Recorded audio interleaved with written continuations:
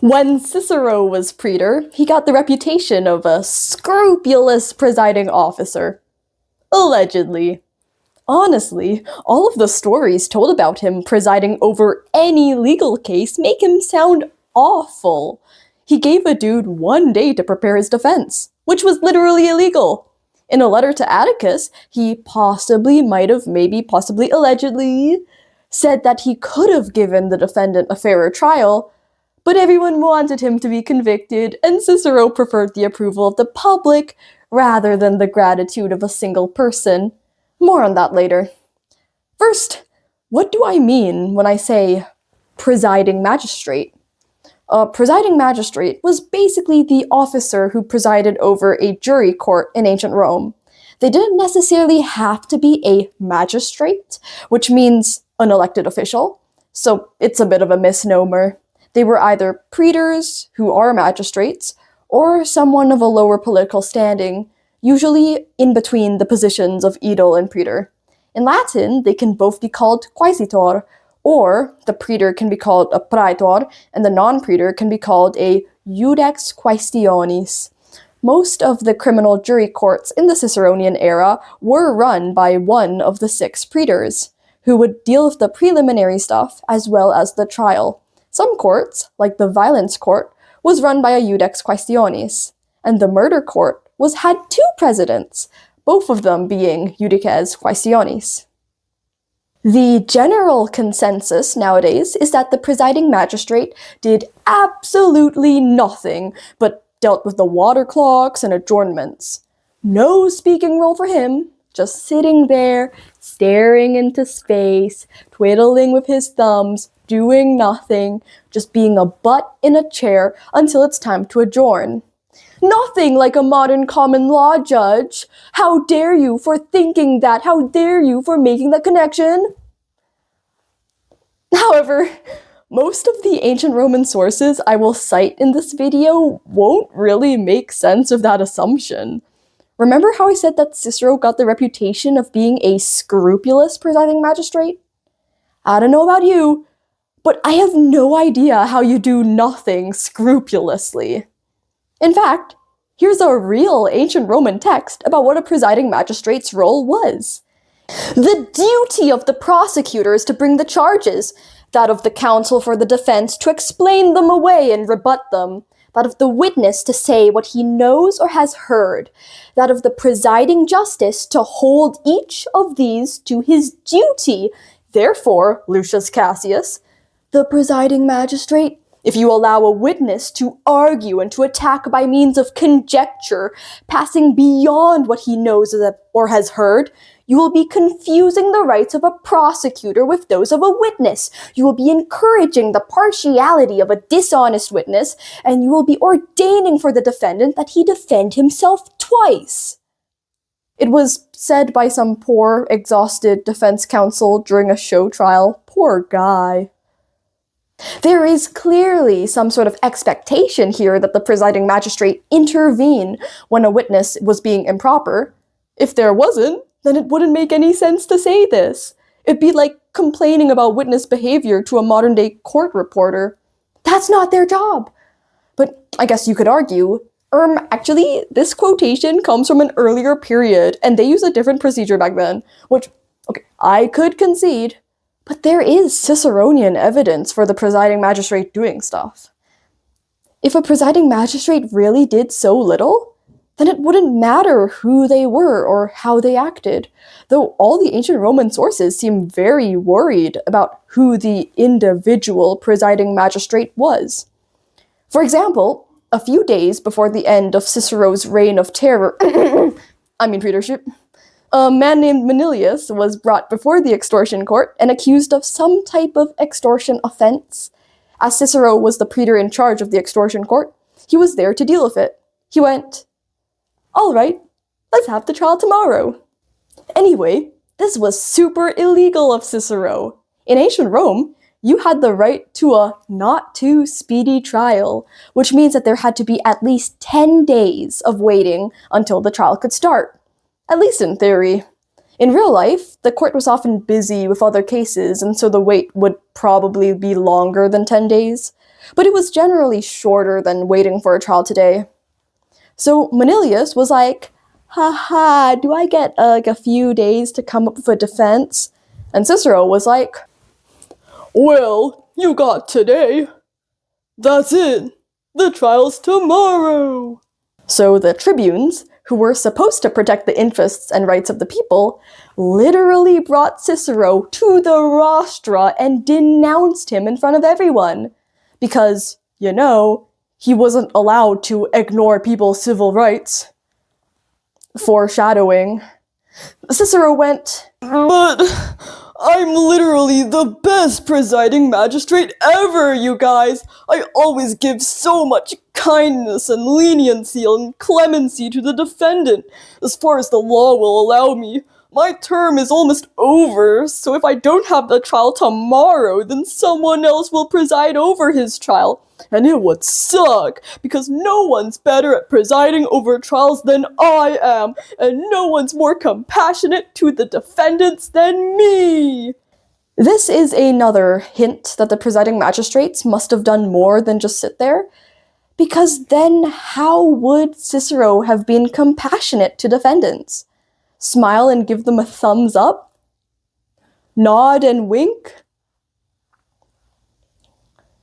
But then people suddenly changed their minds about Cicero after he said this. They went wild for him. They went, wow, Cicero, you're so awesome. You know what? You should defend Manilius. And Cicero went, you're right. I will defend Manilius. I think it's so cute how proud Cicero is about being kind to the defendants. Would that ever happen today? Not really. But the extortion court is honestly the last place to do that. I don't think any of the defendants there had ever been told no in their entire lives. And that's the problem. Even if they're innocent, they're still rich and living in some rich person's world, completely disconnected from the realities of actual life, and they deserve to experience a bit of nastiness for once, don't you think? But obviously, I don't think Cicero actually cared about the defendants. I think he just cared about himself. He's probably nice to some people because he wants their gratitude later when they're acquitted. Possibly the trial being unduly influenced by Cicero.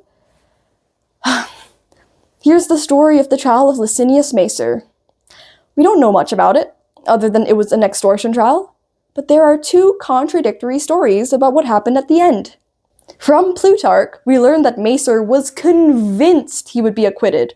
So convinced, in fact, that while the jury was voting, he went out, got a new haircut, put on his best clothes. While he was getting ready to go back to court, his friend came in and said, dude, you got convicted. And Macer then threw himself on his bed and died. Cicero didn't even wait until the defendant was there to give the verdict of a conviction? That's pretty harsh. The other story is completely contradictory. So contradictory, in fact, that I'm sure there are probably two different cases, and one of them had just been confused to be the case of Macer. This story comes from Valerius Maximus, and he describes Macer waiting on a balcony near the forum, watching the jury vote. Cicero got up and started taking his toga off, which apparently was a signal that the jury had chosen conviction. I don't understand the symbolism of, taking off your clothes and, oh cool, now you're just wearing a tunic. But okay, yeah, conviction. Anyway, Macer went, oh darn, and wrote a letter saying that he died as a defendant, not a convict. And then he died. Right there. Right before Cicero gave the verdict. Then Cicero went, oh, he dead. Never mind. And probably put his toga back on.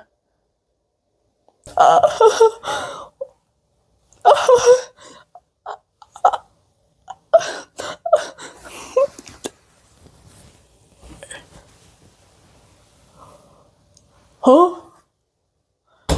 Oh, darn! He dead!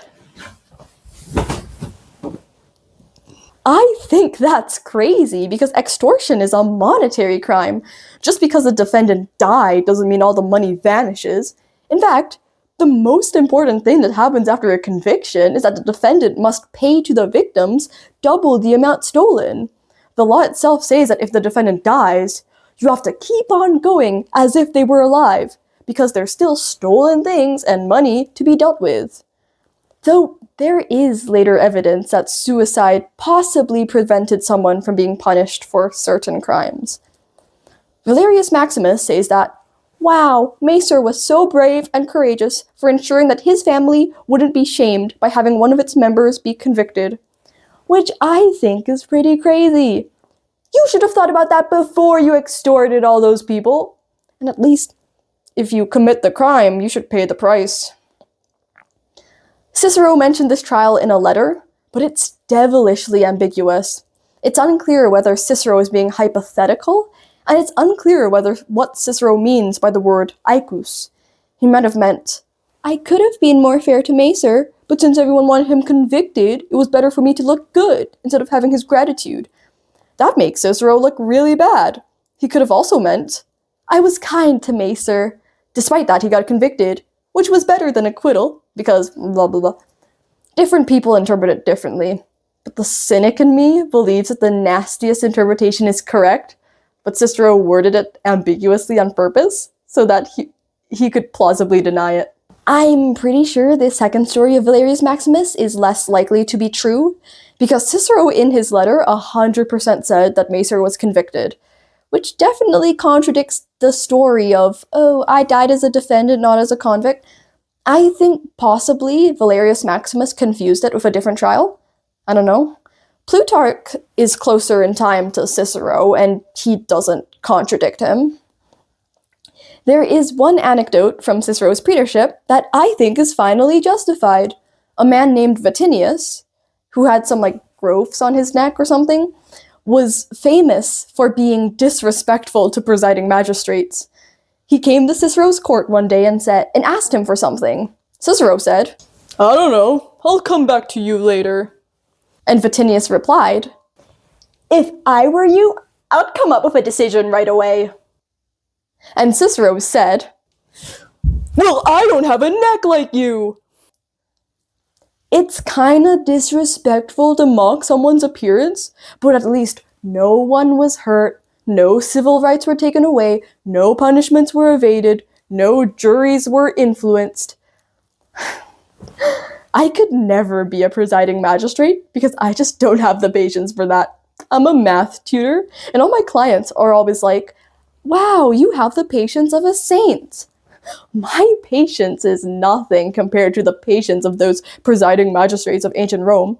How come the defense always cries? How come during the opening statement of every single case, the defense is always crying hysterically and rolling around the ground and being like, oh my god, this sucks so much? Okay, you can cry at the verdict. The opening statement is crazy. I mean, sometimes cases are actually sad, but every case, no way every case is that sad. But maybe ancient Roman culture was just like that, like how having clemency for defendants was seen to be a really good thing. They also had a lot of empathy. The presiding magistrate in one of Cicero's cases was said to have cried when the defense went on their obligatory theatrical hysterics, even though he certainly must have seen such a show multiple times already. Nowadays, we usually say that a trial lawyer can only cry 3 times in their career before they gain a reputation for that, and no one takes their crying seriously ever again. But I swear Cicero cried so many more times than that, and it worked every time. Anyway, that's Cicero for you. Excellent lawyer, an abomination of a judge. In 2 minutes, I'm already so itchy and hot. How did Roman lawyers do this? Oh my god.